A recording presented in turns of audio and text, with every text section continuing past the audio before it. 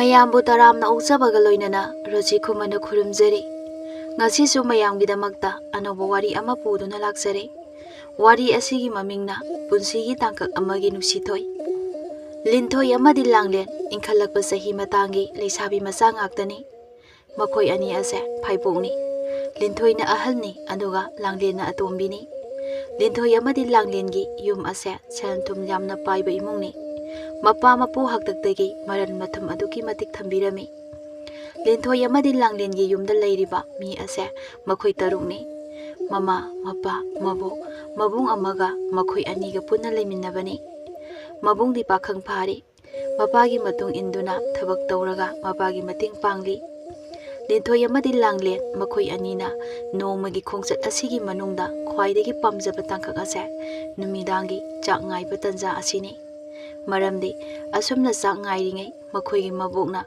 ꯅꯨꯡꯉꯥꯏꯔꯕ ꯋꯥꯔꯤ ꯃꯌꯥꯝ ꯑꯃ ꯃꯈꯣꯏ ꯑꯅꯤꯗ ꯂꯤꯕꯤꯔꯝꯃꯤ ꯃꯩ ꯇꯤꯛꯂꯒ ꯅꯠꯇ꯭ꯔꯒ ꯐꯨꯡꯒꯥꯗ ꯃꯁꯨ ꯃꯕꯦꯟ ꯄꯨꯂꯞ ꯄꯨꯟꯅ ꯋꯥꯔꯤ ꯂꯤꯕ ꯑꯁꯦ ꯅꯣꯡꯃꯒꯤ ꯆꯤꯊꯍꯧꯕ ꯌꯥꯗ꯭ꯔꯕ ꯇꯥꯡꯀꯛ ꯑꯃꯅꯤ ꯉꯁꯤꯁꯨ ꯂꯤꯟꯊꯣꯏ ꯑꯃꯗꯤ ꯂꯥꯡꯂꯦꯟ ꯃꯕꯣꯛꯅ ꯐꯃꯨꯡꯗ ꯍꯤꯞꯂꯤꯉꯩꯗ ꯆꯪꯂꯛꯏ ꯕꯣ ꯍꯤꯞꯄꯤꯔꯣ ꯃꯕꯣꯛ ꯑꯗꯣ ꯍꯤꯞꯇꯨꯅ ꯂꯩꯔꯝꯃꯤ ꯅꯈꯣꯏ ꯑꯅꯤ ꯍꯜꯂꯛꯑꯕꯣ ꯃꯕꯣꯛ ꯑꯗꯨꯅ ꯇꯞꯅ ꯍꯥꯏꯔꯛꯄꯅꯤ ꯃꯈꯣꯏ ꯑꯅꯤꯁꯨ ꯐꯃꯨꯡꯗꯨꯗ ꯀꯥꯈꯠꯇꯨꯅ ꯐꯝꯃꯤ ꯃꯕꯣꯛ ꯑꯗꯨꯁꯨ ꯇꯞꯅ ꯍꯧꯒꯠꯂꯛꯑꯒ ꯐꯛꯂꯥꯡ ꯑꯗꯨꯗ ꯉꯥꯊꯗꯨꯅ ꯐꯝꯃꯤ ꯃꯈꯣꯏ ꯑꯅꯤꯅ ꯃꯕꯣꯛꯀꯤ ꯅꯥꯛ ꯌꯦꯠꯇ ꯂꯩꯗꯨꯅ ꯃꯕꯣꯛꯇ ꯌꯦꯡꯂꯒ ꯍꯥꯏꯔꯤ ꯕꯣ ꯋꯥꯔꯤ ꯂꯤꯕ ꯍꯧꯔꯁꯦ ꯑꯃꯅ ꯑꯃꯨꯛ ꯍꯥꯏꯔꯦ ꯕꯨꯕꯣ ꯉꯁꯤꯗꯤꯅꯦ ꯌꯥꯝꯅ ꯅꯨꯡꯉꯥꯏꯕ ꯄꯥꯈꯪ ꯂꯩꯁꯥꯕꯤꯒꯤ ꯋꯥꯔꯤ ꯑꯣꯏꯅ ꯂꯤꯌꯣ ꯍꯥꯏꯕ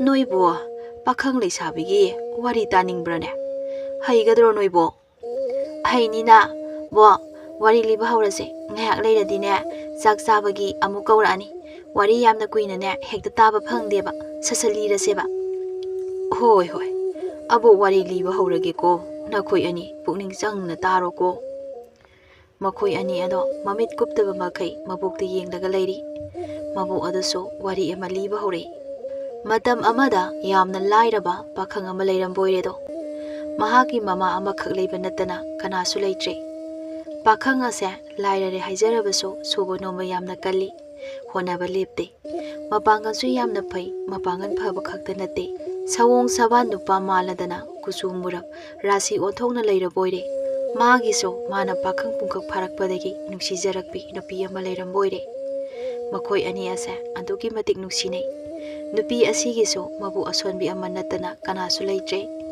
ꯃꯥꯁꯨ ꯏꯃꯨꯡꯒꯤ ꯊꯕꯛ ꯏꯪꯈꯥꯡ ꯌꯥꯝꯅ ꯍꯣꯠꯅꯔꯝꯃꯤ ꯃꯈꯣꯏ ꯑꯅꯤ ꯑꯁꯦ ꯑꯃꯅ ꯑꯃꯒꯤ ꯃꯇꯦꯡ ꯄꯥꯡꯅꯔꯒ ꯌꯥꯝꯅ ꯅꯨꯡꯉꯥꯏꯅ ꯂꯩꯃꯤꯟꯅꯔꯝꯕ ꯑꯣꯏꯔꯦ ꯂꯧ ꯎꯕꯗ ꯃꯄꯨꯡ ꯑꯣꯏꯕ ꯃꯐꯝꯁꯤꯡꯗꯗꯤ ꯃꯇꯥꯡ ꯑꯁꯤꯃ ꯊꯕꯛ ꯀꯣꯝꯃꯤ ꯍꯥꯏꯕ ꯂꯩꯇꯦ ꯃꯁꯤꯃꯛꯅ ꯃꯇꯝ ꯈꯥꯏꯗꯣꯛꯄ ꯁꯪꯗꯕ ꯃꯈꯩ ꯊꯕꯛ ꯆꯤꯟꯕꯒꯤ ꯋꯥꯗꯤ ꯅꯠꯇꯦ ꯃꯁꯤꯗꯤ ꯃꯤꯒꯤꯁꯨ ꯃꯈꯥ ꯌꯥꯝꯅ ꯄꯣꯜꯂꯤ ꯑꯗꯨꯕꯨ ꯑꯌꯥꯝꯕ ꯂꯧꯃꯤꯗꯤ ꯃꯊꯧ ꯈꯔ ꯑꯗꯨꯃꯛ ꯆꯤꯜꯂꯤ ꯃꯍꯩ ꯃꯔꯣꯡ ꯂꯣꯛꯄ ꯇꯟꯖꯥ ꯌꯧꯔꯛꯄꯗꯒꯤ ꯈꯜꯂꯕꯅꯤ ꯃꯊꯪ ꯀꯔꯤ ꯊꯥꯕ ꯃꯇꯝ ꯑꯁꯤꯒ ꯆꯥꯟꯅꯕꯗꯤ ꯀꯔꯤ ꯑꯣꯏꯒꯗꯕ ꯈꯔ ꯉꯟꯅ ꯊꯥꯍꯧꯔꯒꯅ ꯁꯦꯟꯗꯣꯡ ꯈꯔ ꯌꯥꯝꯅ ꯇꯥꯜꯍꯧꯒꯗꯕ ꯑꯁꯤꯅ ꯀꯔꯝꯕ ꯃꯍꯩ ꯃꯔꯣꯡ ꯑꯣꯏꯒꯗꯧꯔꯤꯕ ꯑꯁꯨꯝꯅ ꯈꯟꯅꯩ ꯍꯧꯖꯤꯛꯁꯨ ꯂꯧ ꯍꯧꯔꯛꯄ ꯃꯇꯝꯅꯤ ꯃꯥꯒꯤ ꯂꯧꯁꯤꯡ ꯑꯗꯣ ꯂꯤꯡꯍꯧꯅꯕ ꯇꯧꯔꯤ ꯂꯧ ꯁꯤꯕ ꯀꯥꯡꯕꯨ ꯑꯃꯅ ꯑꯇꯣꯞꯄ ꯐꯧ ꯍꯧꯕ ꯂꯧꯕꯨꯛꯁꯤꯡꯗꯒꯤ ꯂꯧꯍꯣꯟ ꯐꯨꯛꯂꯒ ꯃꯥꯒꯤ ꯂꯧꯁꯤꯡ ꯑꯗꯨꯗ ꯂꯤꯡꯁꯤꯟꯅꯕ ꯍꯣꯠꯅꯔꯤ ꯄꯨꯟꯁꯤꯕꯁꯨ ꯌꯣꯝꯄꯥꯛ ꯑꯃ ꯄꯥꯏꯔꯒ ꯌꯥꯜꯂꯗꯨꯅ ꯏꯊꯩ ꯂꯧꯈꯣꯡ ꯁꯦꯝꯂꯤꯕꯅꯤ ꯅꯨꯡꯁꯥ ꯁꯥꯏ ꯑꯗꯨꯕꯨ ꯅꯨꯡꯁꯤꯠꯇꯤ ꯂꯤꯔꯤ ꯁꯤꯠꯂꯤ ꯍꯨꯃꯥꯡ ꯖꯤꯔꯤ ꯇꯥꯔꯤꯉꯩ ꯑꯏꯪꯕ ꯅꯨꯡꯁꯤꯠꯅ ꯐꯨꯔꯛꯏ ꯏꯪ ꯂꯥꯎꯅ ꯅꯨꯡꯁꯤꯠ ꯑꯗꯨꯒꯤ ꯏꯄꯣꯝꯅ ꯄꯨꯔꯛꯏ ꯁꯨꯔ ꯅꯥꯏꯕ ꯏꯪ ꯂꯥꯎꯕ ꯈꯣꯟꯖꯦꯜ ꯑꯃ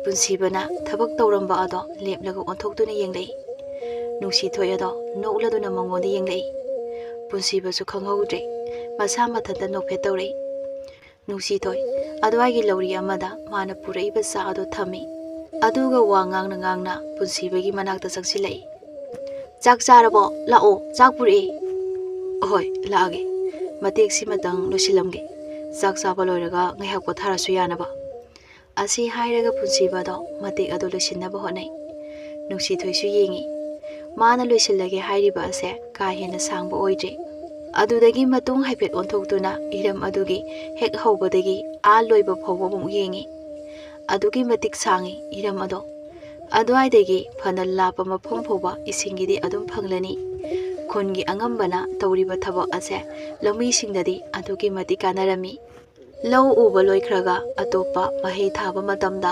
ꯃꯐꯝ ꯑꯁꯤꯒꯤ ꯑꯣꯏꯅ ꯏꯊꯩ ꯂꯧꯈꯣꯡ ꯋꯥꯠꯄꯅ ꯃꯍꯩ ꯃꯔꯣꯡ ꯅꯤꯡꯊꯤꯖꯅ ꯄꯨꯊꯣꯛꯄ ꯉꯝꯗꯕꯅꯤ꯫ ꯃꯌꯥꯝ ꯄꯨꯝꯅꯃꯛꯀꯤ ꯅꯨꯡꯉꯥꯏꯕ ꯊꯕꯛ ꯑꯣꯏꯔꯕꯁꯨ ꯅꯨꯡꯁꯤꯊꯣꯏ ꯃꯥꯒꯤꯗꯤ ꯑꯁꯥꯎꯕꯤ ꯑꯣꯏꯔꯤ꯫ ꯁꯨꯝ ꯌꯦꯡꯂꯝꯕꯗꯒꯤ ꯃꯈꯨꯠ ꯑꯅꯤꯅ ꯃꯈ꯭ꯋꯥꯡ ꯑꯗꯨꯗ ꯃꯦꯠꯂꯒ ꯍꯥꯏꯔꯛꯏ, ꯁꯤꯗꯒꯤ ꯍꯧꯔꯒ ꯂꯣꯏꯕ ꯐꯧꯅꯦꯕ ꯅꯊꯟꯇꯅ ꯂꯣꯏꯅ ꯇꯧꯗꯣꯏꯁꯦ ꯍꯥ?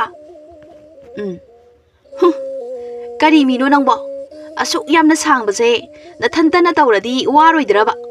ꯑꯇꯣꯞꯄ ꯃꯤ ꯑꯃ ꯊꯤꯕꯤꯌꯨ ꯍꯥꯏꯕ ꯀꯔꯤ ꯀꯥꯏꯒꯦ ꯅꯪꯕꯣ? ꯃꯗꯨꯒꯤ ꯑꯉꯝꯕ ꯑꯗꯨꯁꯨꯅꯦ ꯃꯀꯣꯛꯇꯣ ꯀꯔꯤꯃꯠꯇ ꯈꯟꯊꯕ ꯉꯝꯗꯕ꯭ꯔꯥ ꯈꯪꯗꯦꯅꯦ꯫ ꯑꯁꯨꯛ ꯁꯥꯡꯈ꯭ꯔꯕꯁꯦ ꯃꯊꯟꯇꯅ ꯇꯧꯔꯗꯤ ꯋꯥꯅꯤ ꯈꯣꯠꯅꯤ ꯀꯥꯏꯅꯒ ꯑꯃꯠꯇ ꯈꯪꯗꯕ꯭ꯔꯥ ꯈꯪꯗꯦ ꯍꯥꯏꯕꯅꯤꯗ꯫ ꯃꯗꯨꯒꯤ ꯃꯤꯗꯨꯅꯅꯦ ꯃꯥꯅ ꯂꯤꯛꯏꯉꯩꯗꯅꯦ ꯃꯤ ꯁꯤꯕ ꯁꯣꯏꯗ꯭ꯔꯕꯅꯤ꯫ ꯃꯤꯅ ꯅꯊꯟꯇ ꯇꯧꯔꯣ ꯍꯥꯏꯔꯤꯕ ꯑꯗꯨꯃꯛꯇꯗ ꯑꯩꯅ ꯀꯔꯤꯅꯣꯕ ꯍꯥꯏꯔꯨꯗꯣꯏꯁꯦ? ꯈꯨꯔꯥ, ꯑꯩꯗꯤ ꯏꯊꯟꯇꯗꯤ ꯉꯝꯃꯣꯏ ꯍꯥꯏꯕꯗꯅꯦ ꯃꯥꯅ ꯃꯤ ꯑꯃ ꯑꯗꯨꯝ ꯍꯥꯞꯂꯛꯇꯧ ꯂꯩꯔꯕꯁꯦ꯫ ꯑꯗꯣ ꯏꯊꯟꯇ ꯇꯧꯕꯒꯤ ꯈꯨꯠꯁꯨꯃꯟꯁꯨ ꯑꯗꯨꯝ ꯃꯇꯤꯛ ꯆꯥꯅ ꯐꯪꯗꯣꯏꯁꯤꯗꯤ꯫ ꯌꯥꯔꯦ, ꯈꯨꯠꯁꯨꯃꯟꯒ ꯂꯥꯏꯔꯤ, ꯁꯥꯡꯃꯟꯈ꯭ꯔꯦ ꯍꯥꯏꯕ ꯏꯔꯝꯁꯦ꯫ ꯅꯪ ꯁꯤꯗꯤꯕ ꯉꯁꯤꯗ ꯄꯨꯂꯞ ꯂꯣꯏꯁꯤꯟꯗꯧ ꯅꯠꯇꯦꯁꯦ, ꯀꯩꯗꯧꯔꯒꯦ ꯅꯪꯕꯣ? ꯑꯗꯨꯗꯤ ꯌꯥꯔꯦ, ꯀꯣꯟꯅ ꯁꯨꯔꯣ꯫ ꯍꯣꯏ ꯂꯣꯏꯔꯦ, ꯃꯆꯤꯠꯁꯦ ꯁꯤꯃꯇꯪ ꯂꯣꯏꯁꯤꯜꯂꯝꯈꯤꯒꯦ꯫ ꯀꯔꯤꯒꯤ ꯃꯆꯤꯠꯅꯣ? ꯀꯣꯟꯅ ꯁꯨꯔꯣ ꯂꯥꯛꯑꯣ꯫ ꯑꯁꯤ ꯍꯥꯏꯔꯒ ꯅꯨꯡꯁꯤꯊꯣꯏꯅ ꯄꯨꯟꯁꯤꯕꯒꯤ ꯃꯈꯨꯠ ꯈꯨꯗꯥꯡ ꯑꯗꯨ ꯄꯥꯏꯔꯒ ꯆꯤꯡꯈꯠꯂꯤ꯫ ꯅꯪꯁꯤꯗꯤꯒꯅꯦ ꯂꯥꯏꯔꯤ ꯂꯥꯛꯑꯣ꯫ ꯑꯁꯤ ꯍꯥꯏꯔꯒ ꯏꯁꯤꯡ ꯑꯔꯨꯕ ꯂꯩꯔꯤꯕ ꯃꯅꯥꯛ ꯅꯛꯄ ꯄꯨꯈ꯭ꯔꯤ ꯑꯗꯨꯗ ꯄꯨꯔꯛꯏ꯫ ꯁꯤꯗꯅꯦ ꯅꯈꯨꯠ ꯅꯁꯥꯗꯣ ꯁꯦꯡꯅ ꯍꯥꯝꯗꯣꯛꯑꯣ, ꯑꯩ ꯆꯥꯛ ꯁꯦꯝꯂꯛꯑꯒꯦ꯫ ꯑꯁꯤ ꯍꯥꯏꯔꯒ ꯃꯍꯥꯛ ꯂꯥꯛꯂꯒ ꯆꯥꯛ ꯁꯦꯝꯕ ꯍꯧꯈ꯭ꯔꯦ꯫ ꯄꯨꯟꯁꯤꯕꯁꯨ ꯃꯈꯨꯠ ꯃꯁꯥ ꯁꯦꯡꯅ ꯍꯥꯝꯗꯣꯛꯏ꯫ ꯍꯨꯃꯥꯡ ꯇꯥꯔꯨꯔꯕ ꯃꯃꯥꯏ ꯑꯗꯨꯕꯨ ꯏꯁꯤꯡ ꯑꯏꯪꯕ ꯑꯗꯨꯅ ꯆꯥꯝꯊꯣꯛꯏ, ꯑꯗꯨꯒ ꯂꯥꯛꯇꯨꯅ ꯅꯨꯡꯁꯤꯊꯣꯏꯒꯤ ꯅꯥꯀꯟꯗ ꯐꯝꯊꯔꯛꯏ꯫ ꯀꯗꯥꯏ ꯉꯁꯥꯏꯗꯒꯤ ꯆꯥꯛ ꯂꯥꯝꯂꯕꯅꯦ ꯑꯩꯁꯦ꯫ ꯅꯨꯡꯁꯤꯊꯣꯏꯅ ꯆꯥꯛ ꯑꯗꯨ ꯄꯤꯔꯛꯏ꯫ ꯄꯨꯟꯁꯤꯕꯁꯨ ꯅꯨꯡꯁꯤꯊꯣꯏꯅ ꯄꯤꯔꯛꯏꯕ ꯆꯥꯛ ꯑꯗꯨ ꯂꯧꯔꯒ ꯍꯥꯏꯔꯛꯏ, ꯏꯃꯥꯈꯣꯏ ꯑꯕꯣꯍꯣꯏꯗꯤ ꯂꯣꯏꯅ ꯆꯥꯍꯧꯔꯕꯣ? ꯆꯥꯍꯧꯔꯦ, ꯅꯪ ꯆꯥꯔꯣ꯫ ꯄꯨꯟꯁꯤꯕ ꯆꯥꯛ ꯑꯗꯨ ꯆꯥꯕ ꯍꯧꯈ꯭ꯔꯦ꯫ ꯈꯔ ꯆꯥꯔꯒ ꯅꯨꯡꯁꯤꯊꯣꯏꯗ ꯑꯃꯨꯛ ꯍꯥꯏꯔꯛꯏ, ꯅꯪꯗꯤ ꯆꯥꯛꯀ ꯆꯥꯔꯛꯑꯕꯣ? ꯉꯁꯥꯏꯗꯒꯤ ꯃꯩꯅꯥꯛꯇ ꯂꯩꯔꯨꯕꯒꯤꯅꯦ ꯆꯥꯛꯀ ꯂꯥꯝꯕ ꯐꯥꯎꯗ꯭ꯔꯦ꯫ ꯋꯥ ꯑꯗꯨꯗ ꯅꯨꯡꯁꯤꯊꯣꯏ ꯑꯗꯨ ꯆꯥꯛ ꯆꯥꯔꯛꯇ꯭ꯔꯤ ꯍꯥꯏꯕ ꯈꯪꯂꯗꯨꯅ ꯃꯥꯅ ꯆꯥꯔꯤꯕ ꯆꯥꯛ ꯑꯗꯨꯗꯒꯤ ꯆꯥꯛ ꯆꯈꯣꯝ ꯑꯃ ꯅꯨꯡꯁꯤꯊꯣꯏꯗ ꯏꯟꯕꯤꯔꯛꯏ꯫ ꯌꯥꯅꯤꯌꯦ, ꯑꯩꯗꯤ ꯌꯨꯝꯗ ꯑꯣꯏꯅ ꯑꯗꯨꯝ ꯆꯥꯔꯨꯔꯒꯦ꯫ ꯌꯨꯝꯗꯁꯨ ꯆꯥꯔꯨꯆꯣ, ꯁꯤꯗꯁꯨ ꯆꯥꯎꯕꯁꯦ꯫ ꯅꯨꯡꯁꯤꯊꯣꯏꯁꯨ ꯏꯜꯂꯛꯏꯕ ꯆꯥꯛ ꯆꯈꯣꯝ ꯑꯗꯨ ꯆꯥꯔꯦ꯫ ꯉꯥꯏꯍꯥꯛꯀꯤ ꯃꯇꯨꯡ ꯆꯥꯛ ꯆꯥꯕ ꯂꯣꯏꯔꯦ꯫ ꯃꯈꯣꯏ ꯑꯅꯤ ꯉꯥꯏꯍꯥꯛ ꯐꯝꯗꯨꯅ ꯋꯥꯔꯤ ꯁꯥꯟꯅꯔꯝꯃꯤ꯫ ꯑꯕꯣꯛꯇꯤ ꯌꯨꯝꯗ ꯃꯊꯟꯇ ꯂꯩꯍꯧꯕ꯭ꯔꯣ? ꯀꯅꯥꯒ ꯂꯩꯍꯧꯒꯦ? ꯑꯩꯈꯣꯏ ꯑꯕꯣꯛꯇꯤ ꯍꯟꯗꯛ ꯌꯨꯝꯗꯒ ꯂꯩꯕ ꯁꯪꯗꯦꯗ꯫ ꯂꯩꯀꯥꯏꯒꯤ ꯀꯩꯅꯣ ꯋꯥ ꯈꯟꯅꯔꯤꯕꯅꯤ ꯍꯥꯏꯗꯅ ꯄꯪꯀꯧꯗ ꯀꯧꯔꯛꯏ꯫ ꯃꯥꯁꯨꯅꯦ ꯍꯦꯛꯇ ꯆꯠꯈꯤ꯫ ꯍꯧꯖꯤꯛꯁꯨ ꯏꯃꯥꯅꯅꯦ ꯑꯕꯣꯛꯅ ꯑꯇꯣꯞꯄ ꯑꯍꯟ ꯈꯔꯒ ꯀꯩ ꯋꯥꯅꯣ ꯑꯃ ꯈꯟꯅꯅꯤ ꯍꯥꯏꯗꯅ ꯃꯈꯣꯏ ꯄꯨꯜꯍꯧꯏ꯫ ꯑꯗꯨꯗꯤ ꯌꯨꯝꯗ ꯅꯊꯟꯇ ꯑꯃꯨꯛ ꯂꯩꯔꯨꯗꯣꯏꯔꯣ? ꯃꯤꯔꯣꯜ ꯂꯩꯖꯗꯕ ꯑꯩꯈꯣꯏꯅ ꯏꯊꯟꯇ ꯂꯩꯕ ꯂꯩꯇꯕ ꯍꯥꯏꯕ ꯑꯃꯨꯛꯅꯦ ꯊꯤꯕ ꯌꯥꯕ ꯅꯠꯇꯦꯗ꯫ ꯅꯪꯒꯤ ꯆꯥꯛ ꯌꯦꯟꯁꯥꯡ ꯆꯥꯔꯨꯕꯁꯤꯗꯤ ꯇꯨꯝꯕꯨ ꯇꯨꯝꯅꯤꯡꯂꯛꯑꯦꯗ꯫ ꯄꯨꯟꯁꯤꯕꯅ ꯍꯥꯏꯔꯛꯏꯕ ꯋꯥꯗꯨ ꯇꯥꯔꯒ ꯅꯨꯡꯁꯤꯊꯣꯏꯅ ꯍꯥꯏꯔꯛꯏ, ꯑꯗꯨ ꯑꯣꯏꯔꯒꯅ ꯌꯨꯝꯗ ꯄꯨꯂꯞ ꯍꯟꯈ꯭ꯔꯁꯦ꯫ ꯉꯁꯥꯏ ꯃꯈꯩꯁꯨ ꯁꯨꯔꯕ ꯅꯠꯇ꯭ꯔꯣ? ꯌꯥꯔꯦ, ꯍꯣꯔꯦꯟ ꯅꯨꯃꯤꯗꯥꯡ ꯋꯥꯏꯔꯝꯅꯦ ꯑꯃꯨꯛꯅꯦ ꯉꯥꯏꯍꯥꯛ ꯁꯨꯔꯒ ꯂꯣꯏꯔꯦ, ꯑꯩꯒ ꯄꯨꯟꯅ ꯀꯥꯔꯁꯦꯕ꯫ ꯄꯨꯟꯁꯤꯕꯗꯣ ꯅꯣꯛꯂꯒ ꯐꯥꯒꯤ ꯇꯧꯕꯅꯤ ꯏꯕꯦꯝꯃ, ꯂꯥꯛꯑꯣ ꯅꯪꯁꯨꯅꯦ ꯀꯥꯔꯣ ꯂꯥꯛꯑꯣ, ꯑꯩꯁꯨ ꯊꯕꯛꯁꯦ ꯉꯟꯅ ꯀꯥꯔꯛꯄ ꯌꯥꯕ꯭ꯔꯥ ꯌꯦꯡꯒꯦ꯫ ꯂꯥꯛꯑꯣ, ꯑꯩ ꯑꯁ꯭ꯋꯥꯏ ꯐꯥꯎꯕ ꯊꯤꯟꯗꯣꯛꯄꯤꯔꯒꯦꯕ, ꯂꯥꯛꯑꯣ꯫ ꯑꯁꯤ ꯍꯥꯏꯔꯒ ꯄꯨꯟꯁꯤꯕꯗꯣ ꯍꯧꯒꯠꯇꯨꯅ ꯆꯠꯄ ꯍꯧꯈ꯭ꯔꯦ꯫ ꯅꯨꯡꯁꯤꯊꯣꯏꯁꯨ ꯍꯥꯏꯐꯦꯠ ꯄꯩꯔꯞ ꯇꯧꯗꯨꯅ ꯍꯧꯒꯠꯂꯛꯑꯒ, ꯌꯥꯝꯅ ꯆꯠꯍꯟꯅꯤꯡꯂꯤꯕ꯭ꯔꯥ ꯈꯪꯗꯦ꯫ ꯃꯆꯤꯟ ꯑꯗꯨ ꯈꯪꯄꯩ ꯄꯩꯊꯣꯛꯇꯨꯅ ꯄꯨꯟꯁꯤꯕꯒꯤ ꯃꯇꯨꯡ ꯏꯜꯂꯛꯏ꯫ ꯄꯨꯟꯁꯤꯕꯒꯤ ꯃꯅꯥꯛ ꯌꯧꯔꯛꯂꯒ ꯑꯃꯨꯛ ꯍꯥꯏꯔꯛꯏ, ꯌꯥꯔꯅꯤ, ꯑꯩ ꯑꯗꯨꯝ ꯆꯠꯈ꯭ꯔꯒꯦ꯫ ꯌꯥꯔꯣꯏꯗ, ꯑꯁ꯭ꯋꯥꯏ ꯐꯥꯎꯕ ꯊꯤꯟꯗꯣꯛꯄꯤꯒꯦ꯫ ꯌꯥꯔꯅꯤ ꯍꯥꯏꯕ, ꯅꯪ ꯅꯊꯟꯇꯅꯦ ꯑꯃꯨꯛ ꯍꯟꯈꯤꯗꯣꯏꯗꯣ ꯋꯥꯅꯕ ꯊꯕꯛꯅꯦꯕ, ꯂꯩꯍꯧꯔꯣ꯫ ꯄꯨꯟꯁꯤꯕꯁꯨ ꯂꯩꯍꯧꯔꯦ꯫ ꯅꯨꯡꯁꯤꯊꯣꯏꯁꯨ ꯃꯌꯨꯝꯗ ꯍꯜꯂꯛꯂꯦ꯫ ꯃꯌꯨꯝꯗ ꯂꯥꯛꯄ ꯃꯇꯝ ꯑꯗꯨ ꯐꯥꯎꯕꯗ ꯃꯕꯣꯛ ꯍꯜꯂꯛꯑꯝꯗ꯭ꯔꯤ꯫ ꯃꯥꯁꯨ ꯏꯃꯨꯡꯗ ꯆꯪꯂꯛꯇꯨꯅ ꯆꯥꯛ ꯏꯁꯤꯡ ꯈꯔ ꯆꯥꯊꯣꯛꯏ꯫ ꯑꯗꯨꯗꯒꯤ ꯆꯥꯏꯔꯤꯕ ꯀꯣꯜ ꯂꯤꯛꯁꯤꯡ ꯑꯗꯣ ꯂꯣꯏꯁꯤꯟꯕ ꯂꯣꯏꯔꯒ ꯃꯥꯒꯤ ꯃꯥꯡꯒꯣꯟꯗ ꯂꯩꯔꯤꯕ ꯐꯤꯁꯥꯀꯣꯜ ꯑꯗꯨꯗ ꯀꯥꯈꯠꯇꯨꯅ ꯐꯤ ꯑꯃꯨꯛ ꯁꯥꯕ ꯍꯧꯈ꯭ꯔꯦ꯫ ꯐꯅ ꯀꯨꯏꯅ ꯐꯤ ꯁꯥꯗꯨꯅ ꯂꯩꯔꯦ꯫ ꯅꯨꯡꯁꯥ ꯑꯗꯨꯅ ꯌꯨꯝ ꯃꯇꯣꯟꯗꯒꯤ ꯈꯖꯤꯛ ꯂꯩꯊꯈ꯭ꯔꯕ ꯃꯇꯝ ꯑꯗꯨꯗ ꯃꯕꯣꯛ ꯍꯜꯂꯛꯏ꯫ ꯂꯩꯃ ꯋꯥꯔꯗꯨꯅ ꯃꯥꯡꯒꯣꯜ ꯑꯗꯨꯗ ꯁꯣꯔ ꯃꯄꯤ ꯑꯃꯒ ꯂꯣꯏꯅꯅ ꯐꯝꯊꯔꯛꯏ꯫ ꯑꯗꯨꯒ ꯃꯥꯒꯤ ꯏꯜꯂꯤꯕ ꯐꯤ ꯑꯗꯨꯒꯤ ꯃꯆꯤ ꯑꯃꯅ ꯍꯨꯃꯥꯏ ꯁꯥꯗꯨꯅ ꯎꯔꯨ ꯎꯔꯨ ꯎꯪꯂꯒ ꯍꯨꯝꯗꯨꯅ ꯅꯨꯡꯁꯤꯠ ꯑꯏꯪꯕ ꯆꯥꯔꯤ꯫ ꯅꯨꯡꯁꯤꯊꯣꯏꯁꯨ ꯐꯤ ꯁꯥꯔꯝꯕ ꯑꯗꯨꯗꯒꯤ ꯈꯤꯇꯪ ꯂꯩꯊꯣꯛꯂꯒ ꯃꯕꯣꯛꯇ ꯌꯦꯡꯂꯛꯏ꯫ ꯕꯣ, Ising pura'ura. Puthora'o. Nungsithoi kondagi kumthaduna imungda changkhre. Adubu laimadi ngangduna lehori.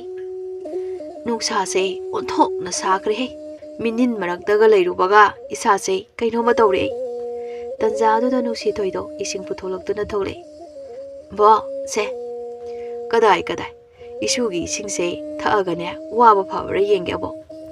Asi hairaga Nungsithoi gi ising adu lauraga thai. Nungsithoi su mabukda yengduna ninkhang phamlai. Leima ising thakpa loiraduna patra do nakanda thamkraga hairi.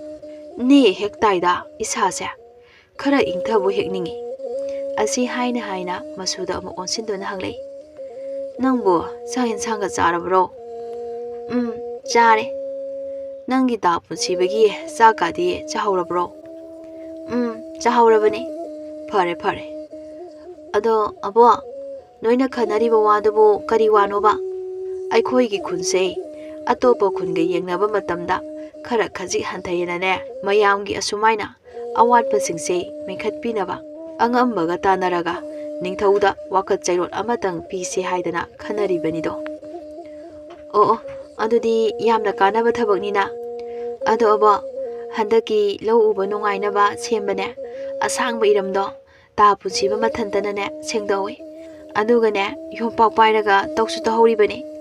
Madugi angambado amta hayo manane liingaida miga loina siba tare. Ye mana nang ta punsiba mathanta thabak suhaliba. Suhaline. Aina haidi mi anida waraso suhanba yaidana. Mana mi yamna thadhaningdaso. Abu haige. Mi yamna ne suhalu haidana abu haige ko. Hoy abo. Masu mabel ani ado nokmi loina tawi. Numidang wairam tasilakadaure somda punsibado angambana thabak subagi sen pire aduna kaithel masadagi nga amal leiduna yumda halai. Ima. Hai, sakhumda laine nangbo kaudrabasu changlaune. Punsibado changlai. Ima, ensang thongkinuko. Ai nga se amta phaseblakige. Hai, kaigino nangna duk yamna thuriduna kadai chatawgo leigi sabo. Natadi nga thoma nangaroidaba ima. Asi hairaga maninglomda thokre. Mamaso hairiba wa ado gyan taraduna masana nga semba aduda changadaba mapot machaising ado mateng pangsili. Masana hairidu mahangna nga semba thenglabadi Nungsithoi gi nga thoma nangaroi makhoigi yansang thongmana halamdani hairibani. Punsibana nga semba ado thuna loisili aduga hairi. Ima sidagidi amta thinbiruro. Ay amtane iru maithajahurage. Hoi imane phathinbirurage. Asi hairaga pusibagi mama tombi ado nga asemba kharaga puraga Nungsithoi gi manakta lai. Mahakna yaurakpa matamdadi mangon kado lai thangmai thanba loiramle. Mi kauraduna imungda changlai. Ine Nungsi ibema chakhumda changlao. Tombi chakhumda lagli. Ine yansang thonglabo.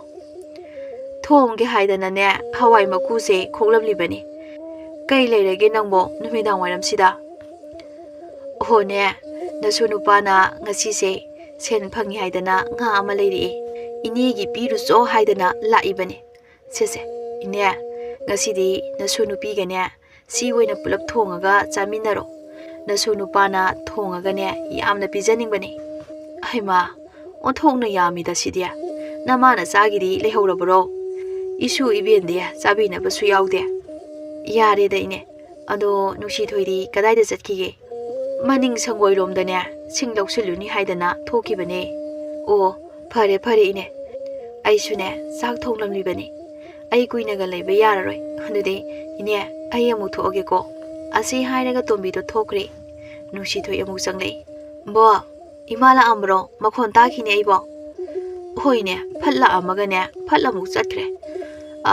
Kuinaga leiramdre. Sak thonglamni haibra kairo. Kadaidagi ngana sina. Nangi ta punsibana leirei haidanane. Nangi imana pirambane. Isu thoibiya. Ngasidi ngasi oina thonglo. Hawai se hayeng oina thonglo.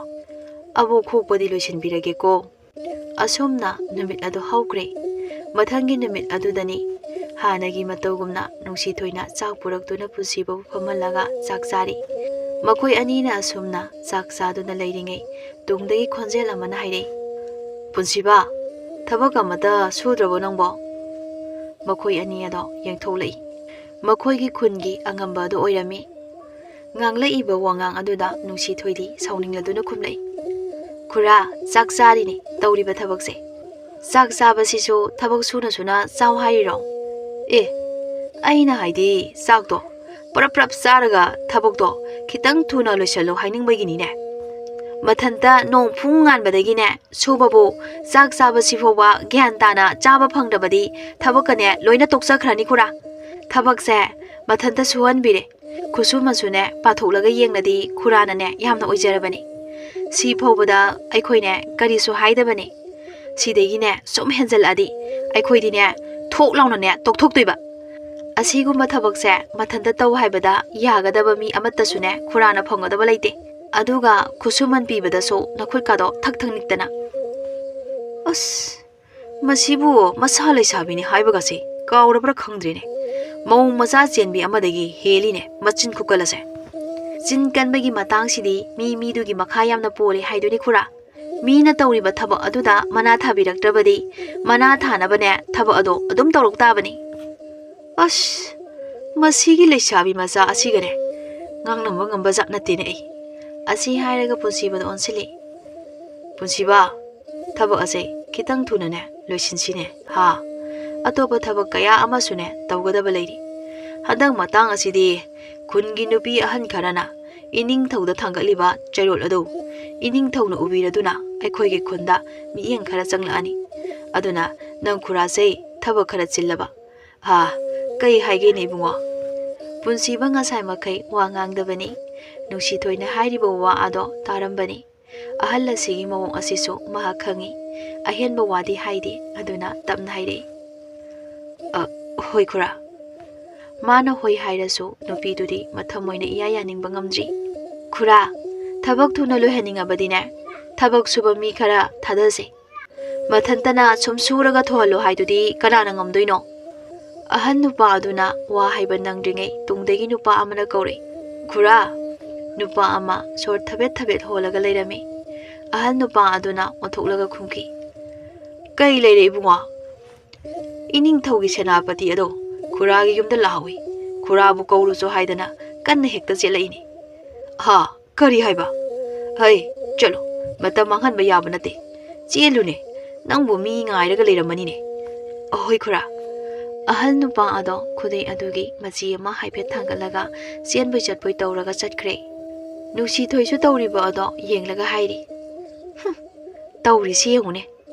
Asomna makhoi anisu ngayak wari watai saraba tungda Nungsithoido mayumda halai.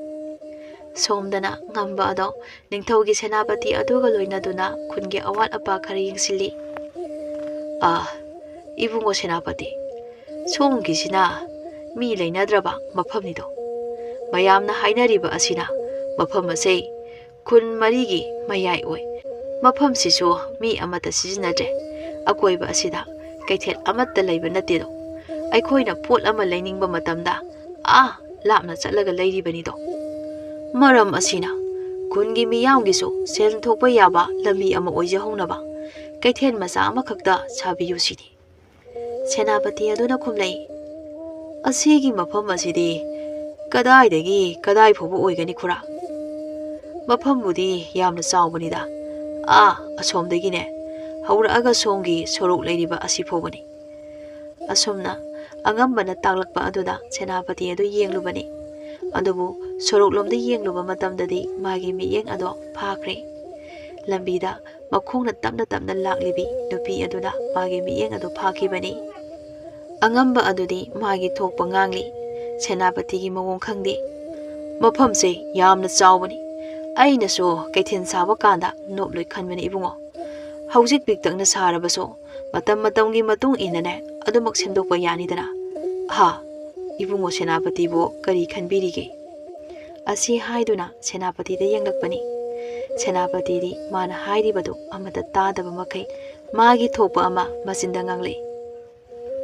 Khura, asida laiba nupi asibu kanano leishabira natraga yum palabi mauro sibu khura kadai dagi ibungo leisabi konseng niko asigi phibam asidane karamna mau oigadori banone ha leisabi ni haiba angambaso senapati adugi mawong adu khangladuna hairi mani ibungo senapati leisabi ni marai baksu thiraba angang ni da mama mapa kana amata leitre mabu amaga leibane mamingna Nungsithoi kaubani Nungsithoi haiba au Nungsithoi haibani ibungo aikhoi ibungo na pambirabadi ai hekta kaujaduna ibungo bune sak taksage ibungo somda hekta lakpiyudo somda asi hairaga makhoi ani lakli lambi yausilakpada mapa sanaduna Nungsithoi su makhoi gi manak yausilai angambana Nungsithoi bu kauri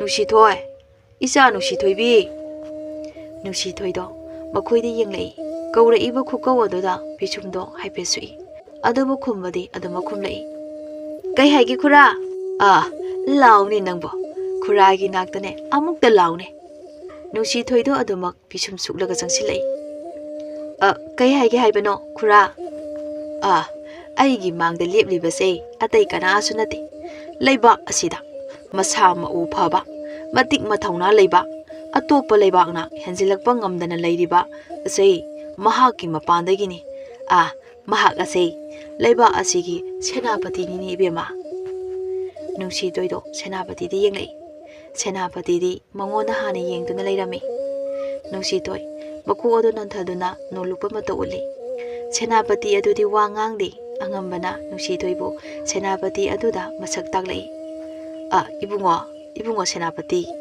angang asigi mamingne Nungsithoi kawi maram su mokraba yamna nungsiba angangni marai bakti ne thija horabani do ibungo mama mapana ne nauno hundok pirambadagi hauji mabu asonbi amaga ne tarak leijari bani do senapati aduna Nungsithoi da manne yengduna hairi enbi matam kuina so wajaduna lakli adubo nahagine awabagi matam loiri sasi aigi yumda aigi taloi oyo nakuta hamduna pizagi apambada pigi saningbada pizagi seningbada setlange chatlasine manjagada Nungsithoi do nolukna aduma khumlai ngakpigane senapati nanai aigi punsida awaba amamuk leijade adugisu matakta isase sare phaji yumban matam chaji ngakpigani do aibu yokpi abuna masu aibu halakpra haiduna wana yengduna leiramlagani nanai amu khongsanjarukige asi hairaga Nungsithoi ado makok khojik nolamlaga lai senapati aduso mana chatkhiba ado yengduna lehawi masidagi mahangna yum jaurakli adubo Nungsithoi bu adumak ningsingduna leiri nomadi senapati na angamba adubu kauduna hairare angamba nangna Nungsithoi ase masana yana aingon hek sinaba ngamlaba nangna pamba sana lupa seltup aina pigani masidagi angamba ado mayum yorokpa matamda wakhan kaya ama khankre Nungsithoi amasong punsibagi mari ase mahak su khangi adu oirabaso Nungsithoi di mabu aswanbi aduga leibanina asina maram oiduna mahakna yamna laina themduna yagani haiba asini mahakna khalliba ase mabukta wari saraga yenglagi handang matang asida ai sen payu haiba amale handaki matang ase ai nathohanba sukya yadri wari liringai tanja marak thatuna kauri Linthoi langlen lao sak sarasi lao Linthoi na as wari nungairi kansida amu kaurani abo ngasidi chako na chaseba wari hana loisinbiu ko langlena hekta lauki chaningdriye hai sakse hana khara charo laune chaningdri haiba mabukta mo silaga hai abo wari makhado amu hauraseba wari liba hodringai mama ado parap changai ngaiko wari liba hodringai dane ai marak amukta thalauge sese sidane boboka noingai gine chak thanamlage mama do maumaya mama punni hairi adugi chatkadabani halakpada khara thenglani wari liba loiraga punna saminaroko Ima, horen wari liba loirakpada sakse sabiroko. Ai amuk thokjarukige. Mama ado thokre, mama hek thokibaga wari amuk haurasi haiduna khangba lakpa ngamba nattre. Masidagi wari liba amuk haurakle. Angambana laktuna wafam ado laimada hairare. Ine, senapati aduda lairabadi nasu nupise. Makutta hamlagani chagadoribasi. Awaba amatta lairaroi. Atopa mama mapana mazanupi thajage haidunane tanaribani. Aikhoi Nungsithoi maraibokpune yamna pharabani. Ibungo, nangna hairibado chumlambasu yai. Aigi isunane ibungo senapati aduda laibada aisu khangi. Ma yamna nungaigani. Adubune, aigi isu asigidi hek piklingaidagi masa masa khangnajarakpa nupa ama laireni ibungo. Nangi natai matombido magi masa nupado isu nupa oigadoini. Natai matombino sune aikhoi Nungsithoi yamna pamjakhraba. Ine, matamgi matung ina mi haise ahoma naibani. Khwaidagi ahoma naibasinane lairaba imungsini. Haujik pami phana hairabasu hayengwai sel leitrakandane yamna waraba matamdadi gyanmen amata taroidoribani. Inesu isuna waba yengba ngamgudrane. Nate isu nupa punsiba aduga imau nupi tombidine aina masak munna khangi. Aigi isunane tung koina leiba matamda khwaidagi nungainane hayengwai lehaugadabase tombigi imungsina oigadoribani ibungo. Angambana phana yamna hairabaso leimana yadre. Masidagi angambasu upai leitaduna thoklakle. Lambi aduda manglaga chatli. Sidi kamai tawni. Aibu pulak mangba tarabrane tawribasibo. Pulak mangbadi yaroi. Hantak matang asida ina khundradi ai punsigi goinane ina khullarida. Asi hairaga yengkhalakpada punsibana lapna laibadu hek uri. Ngasidi thabak suba lepani. Angambado matang chare khanduna punsiba bu koksili. Punsiba khura kadaida chatpirubano.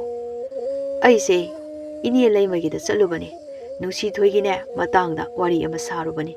Nangdi kadaida yauraba. Aiso aboki nakta chatkena tholakpani. Ado khura wari haisibu kari warino. Yamna nungaiba pawnida. Aikhoi lebaki senapatinane. Aikhoigi Nungsithoise magi taloi uijage haidan hairakpa. Adugi wanida. Kaino haisibo. Khura abongnadi yahaubro. Abokta nateni. Nungsithoi masana sune yara abanine. Angamba punsibagi mamangda noksinai. Punsibagi sakfam adu mahagna ui. Mahagna hen haijilai. Ibungo, haujiki matam asidine senda chatlini. Migi masunupi amatang yawba adubo lairaba nupada thajadoi saru maran mathumna paikhai leiraba matik charaba senapati aduda thajabana phai haibasidi asingba mi makhaidi loina khangba tabanine. Nang oiramasu masida adum yaba tabanine ha. Nang khura amu yauragiko nungaiba pause senapati da tamlaga khara thuna lohognabane amukta silukigeko. Asi hairamlaga angamba chatkre. Punsibadi lepliba mafam aduda chaplepkre. Haujik hairiba wasing ado nakongda dumak taduna leire. Angambagi lila ase angakpani. Punsiba amadi tombidana Nungsithoi masana yare haidun haijilami. Laima amadi Nungsithoidana hek yadaba matamda masu mabenda natana punsiba amadi mahaki mamasu hatokani senapatigi hukumni haiduna kihalli. Amadi senapatina hairiba waron sing ado miyoi ani suna nakong hek taba thoklaba mi ado hatokani haiduna kihallami. Masu mabensu mapan thohandre. Laikai mi makhaisu masu mabena senapati da luhongba yakre haiduna masu mabenda thina ngangnari. Tombisu mangonda lairiba thajaba pumba ado mangli. Punsibasu oiraiba mawong amadi Nungsithoina mangonda wa amata nganglaktaba asida mahak pangan phudokpasu ngamdre thamoisu kairi. Nupi masanasu yakre haina hairaba adudadi mahakna kari amu hairuni. Oiriba phibam aduda Nungsithoigi thamoi ado karama maisak puramgadaba. Nungti numit khudingi kaptuna leli. Chak ising maru amata chaw haibasu yadre. Nomagi numit amadadi khangmagi pangal leitraduna thauri paiduna chentholakle.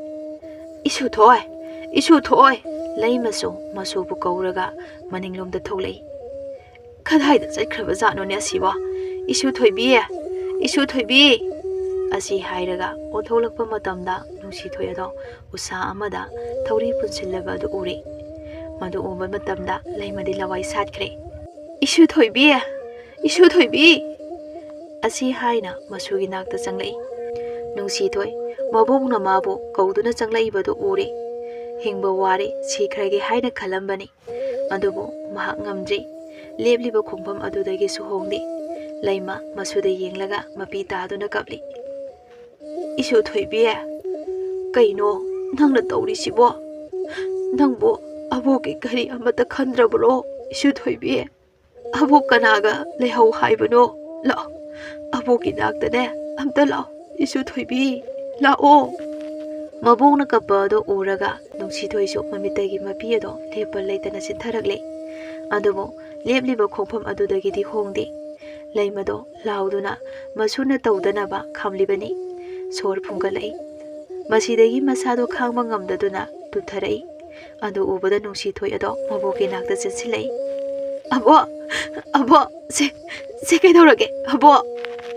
ꯍꯥꯏꯅ ꯀꯧꯗꯨꯗ ꯂꯩꯃꯒꯤ ꯑꯔꯣꯏꯕ ꯃꯤꯀꯨꯞ ꯑꯣꯏꯈ꯭ꯔꯦ꯫ ꯃꯁꯨ ꯅꯨꯄꯤꯒꯤ ꯑꯔꯥꯟꯕ ꯈꯣꯡꯊꯥꯡ ꯑꯗꯣ ꯀꯟꯅꯕꯒꯤꯗꯃꯛꯇ ꯍꯥꯏꯔꯝꯕ ꯋꯥꯍꯩ ꯈꯔ ꯑꯗꯨꯅ ꯃꯍꯥꯛꯀꯤ ꯑꯔꯣꯏꯕ ꯋꯥꯍꯩ ꯑꯣꯏꯈ꯭ꯔꯦ꯫ ꯅꯨꯡꯁꯤꯊꯣꯏ ꯈꯥꯝꯕ ꯉꯝꯗꯗꯨꯅ ꯃꯕꯣꯛ ꯑꯗꯨ ꯆꯦꯠꯅ ꯀꯣꯟꯁꯤꯟꯗꯨꯅ ꯍꯤꯛ ꯍꯤꯛ ꯂꯥꯎꯅ ꯀꯞꯂꯛꯏ꯫ ꯕꯣꯕꯣꯛ, ꯕꯣꯕꯣꯛ, ꯀꯩꯅꯣ ꯅꯪꯅ ꯇꯧꯔꯤꯁꯤꯕꯣ? ꯅꯁꯨꯕꯨ ꯊꯥꯗꯣꯛꯂꯝꯂꯒ ꯆꯠꯈꯤꯅꯣ ꯕꯣꯕꯣꯛ, ꯕꯣꯕꯣꯛ꯫ ꯅꯁꯨꯅ ꯀꯧꯕꯁꯦ ꯑꯃꯨꯛꯇ ꯈꯨꯝꯂꯛꯑꯣ ꯕꯣꯕꯣꯛ, ꯕꯣꯕꯣꯛꯀꯤ ꯏꯆꯨꯊꯣꯏꯕꯤ ꯍꯥꯏꯅ ꯑꯃꯨꯛꯇ ꯀꯧꯔꯛꯑꯣ ꯕꯣꯕꯣꯛ꯫ ꯑꯩ ꯃꯇꯨꯡꯗ ꯁꯨꯃꯥꯏꯅ ꯑꯃꯨꯛ ꯇꯧꯔꯔꯣꯏꯌꯦ, ꯑꯩꯕꯨ ꯑꯃꯨꯛꯇ ꯀꯧꯔꯛꯑꯣ ꯕꯣꯕꯣꯛ꯫ ꯍꯥꯟꯅꯒꯨꯝꯅ ꯑꯩꯈꯣꯏꯗꯤ ꯄꯨꯟꯅ ꯂꯩꯃꯤꯟꯅꯁꯦ꯫ ꯕꯣꯕꯣꯛꯅ ꯆꯠꯈ꯭ꯔꯗꯤ ꯑꯩꯗꯤ ꯀꯅꯥꯒ ꯂꯩꯍꯧꯒꯅꯤ? ꯑꯁꯨꯛ ꯌꯥꯝꯅ ꯐꯠꯇꯕ ꯇꯥꯏꯕꯪꯁꯤꯗ ꯑꯩ ꯏꯊꯟꯇ ꯂꯩꯕ ꯀꯤꯌꯦ ꯕꯣꯕꯣꯛ꯫ ꯅꯁꯨꯕꯨ ꯁꯦꯟꯅꯕꯤꯔꯝꯈꯨꯑꯣ ꯕꯣꯕꯣꯛ, ꯑꯩꯅ ꯀꯧꯔꯤꯁꯦ ꯅꯪꯕꯨ ꯇꯥꯗ꯭ꯔꯣ ꯕꯣꯕꯣꯛ, ꯕꯣꯕꯣꯛ?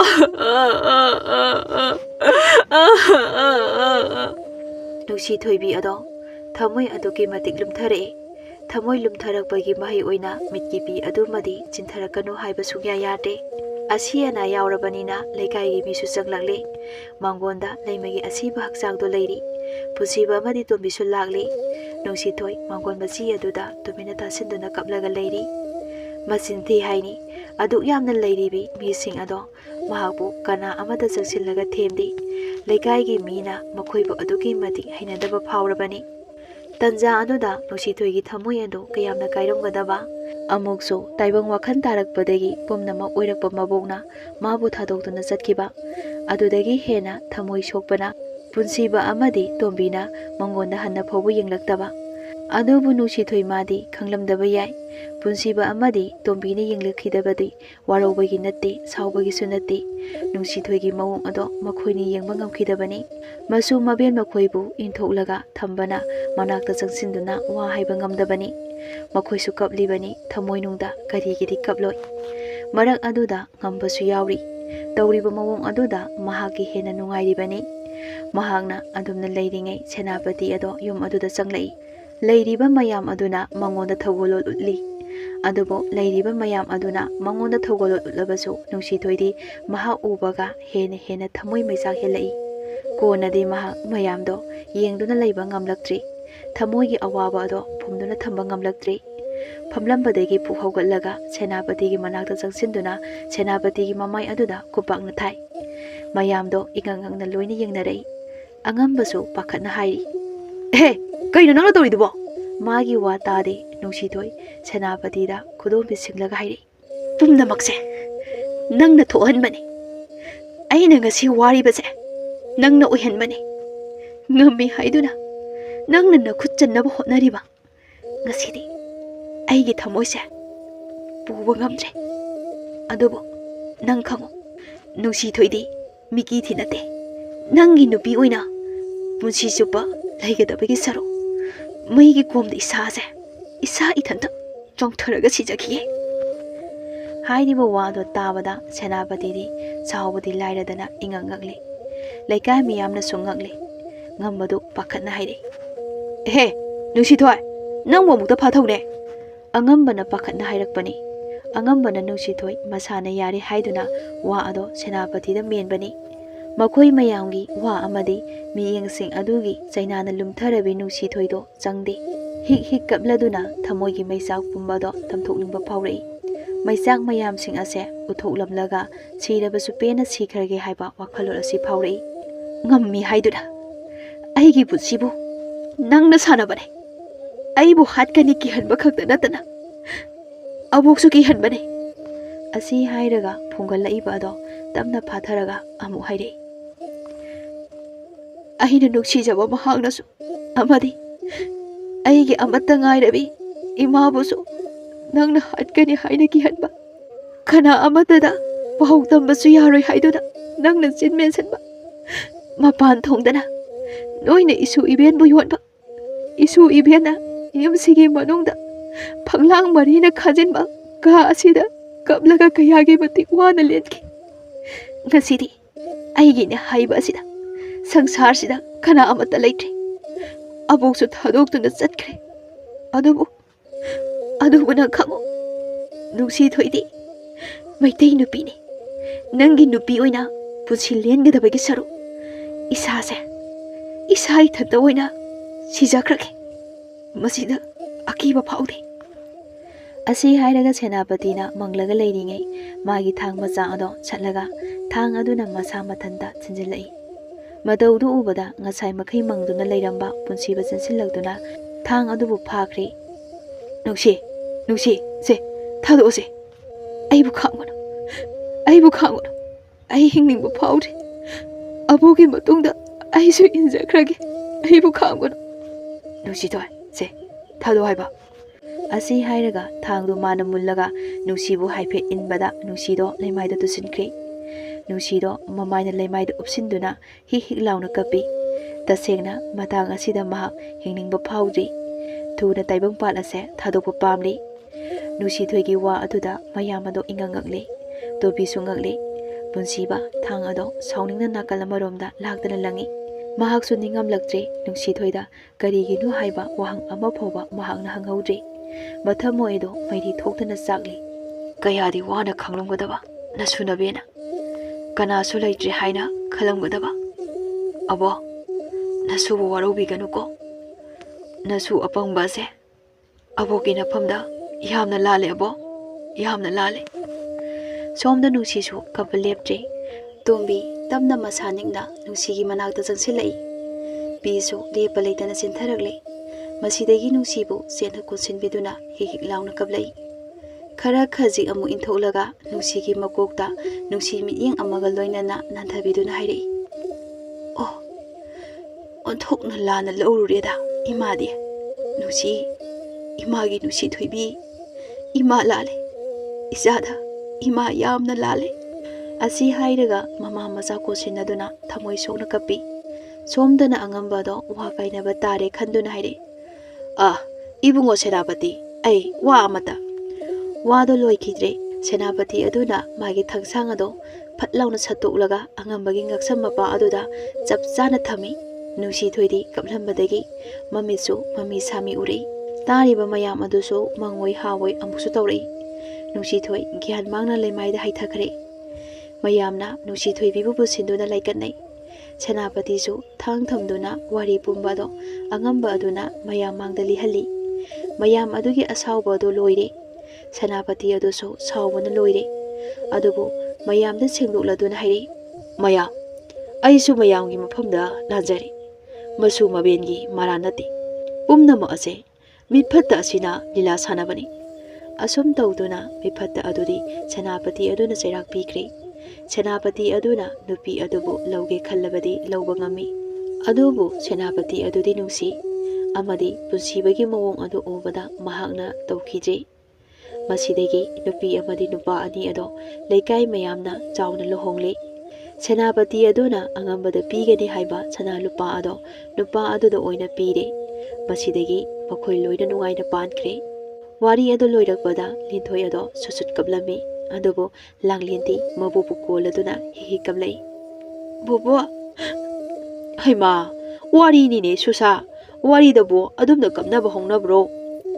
ꯀꯞꯇ꯭ꯔꯗꯤ ꯑꯗꯨꯒꯨꯝꯕ ꯋꯥꯔꯤꯗꯤ ꯀꯞꯄ ꯇꯥꯕ꯫ ꯁꯦ ꯃꯇꯝꯁꯨꯅꯦ ꯊꯦꯡꯂꯦ, ꯀꯞꯇꯣꯏ ꯁꯔꯨꯛꯅꯦ ꯆꯥꯛꯁꯦ ꯆꯥꯊꯣꯛꯑꯁꯤꯁꯦ꯫ ꯃꯁꯨ ꯃꯕꯦꯜ ꯑꯗꯣ ꯆꯥꯛꯇꯨ ꯈꯔ ꯆꯥꯃꯤꯟꯅꯔꯦ꯫ ꯃꯁꯨ ꯑꯅꯤꯅ ꯅꯝꯗꯅ ꯃꯕꯣꯛꯄꯨ ꯆꯥꯛ ꯌꯥꯝꯅ ꯄꯤꯖꯈ꯭ꯔꯦ꯫ ꯃꯁꯤꯗꯒꯤ ꯃꯈꯣꯏ ꯑꯅꯤꯁꯨ ꯇꯨꯝꯊꯕ ꯍꯧꯈ꯭ꯔꯦ꯫ ꯅꯨꯡꯁꯤꯊꯣꯏꯗꯨ ꯍꯧꯈꯤꯕ ꯃꯌꯥꯝꯁꯤꯡ ꯑꯗꯣ ꯃꯃꯤꯠꯇ ꯄꯨꯝꯅꯃꯛ ꯆꯣꯡꯊꯣꯛꯂꯛꯏ꯫ ꯋꯥꯔꯤ ꯑꯗꯣ ꯑꯁꯝꯕꯤꯗ ꯂꯤꯕꯅꯤꯅ ꯃꯇꯝ ꯑꯗꯨꯗ ꯃꯍꯥꯛꯅ ꯋꯥꯈꯤꯕ ꯑꯗꯨꯗꯤ ꯃꯍꯥꯛꯇꯅ ꯈꯪꯕꯅꯤ꯫ ꯃꯈꯣꯏ ꯃꯄꯨ, ꯃꯊꯪ ꯃꯄꯣꯛꯇꯁꯨ ꯅꯪ ꯑꯩ ꯄꯨꯟꯅ ꯍꯤꯡꯃꯤꯟꯅꯁꯤꯀꯣ, ꯅꯪ ꯑꯩꯕꯨ ꯉꯥꯏꯔꯝꯃꯨꯀꯣ꯫ ꯑꯁꯤ ꯍꯥꯏꯔꯒ ꯃꯤꯂꯨꯗꯒꯤ ꯄꯤ ꯑꯗꯣ ꯇꯩꯊꯣꯛꯏ꯫